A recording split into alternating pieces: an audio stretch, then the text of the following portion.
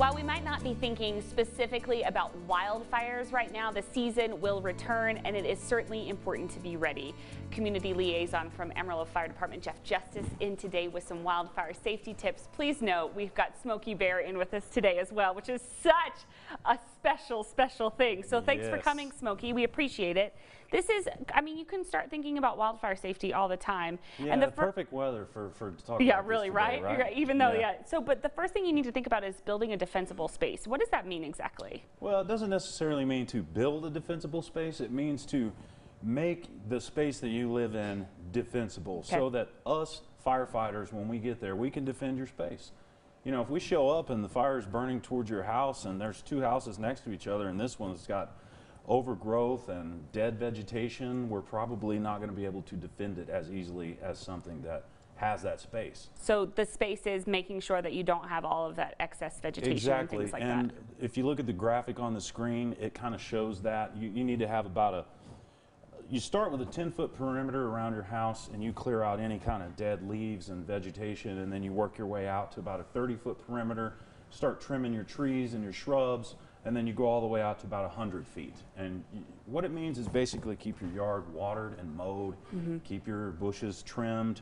You want to trim your trees. You really want to trim those trees up about 10 feet off the ground, because the grass fire comes in and it's going to go right up that tree just like a ladder. Okay, when we talk about this, I mean, how much of a difference does this really make, honestly? You know? A huge difference. Okay, so some people I feel like might not think that it makes that much of a difference. Right. What? Some leaves around their house or whatever, you know, but it does. It has a huge impact. Yeah, because those embers fly off and they get in a little corner, and the next thing you know, their whole house is on fire. So yeah, it works. It goes so fast, those wildfires, for sure. Yeah, okay, fire escaping your house. What does that mean exactly?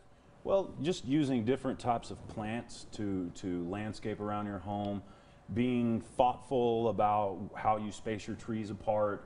You know, you just don't want, again, back to that area around your house, you don't want it overgrown with stuff. Okay, all right. You can see from the picture that this house had a pretty defensible space. Their lawn is very green and lush. The trees are trimmed and pruned, and you know, they were able to save that house. But you can see everything around it is completely black.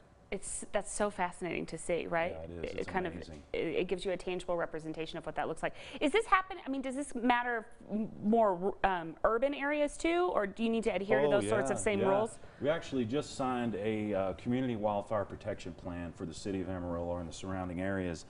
And in the research, we found over 200 areas, 200 neighbors that are considered, neighborhoods considered WUI areas, wildland urban interface.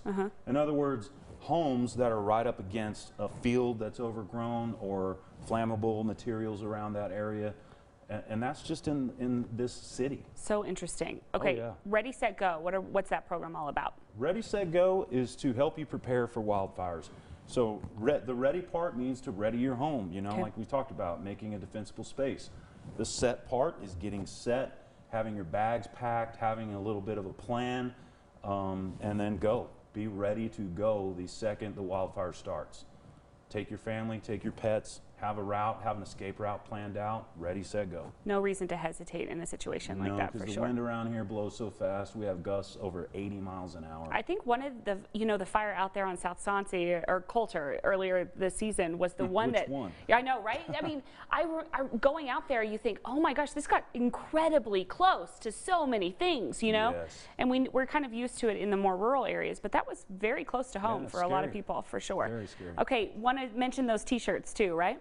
Sure, pink T-shirts. We still got those for sale at 3 different fire stations. Number 7, Amarillo Boulevard and Grand. Number 9, 34th and Western. And number 13 on 45th, next to the library. All right, very good. Thank you, guys. We appreciate you coming by, Smokey. Thanks for having Always us. a pleasure to have you in. Stick around, everybody. The Better Business Bureau Torch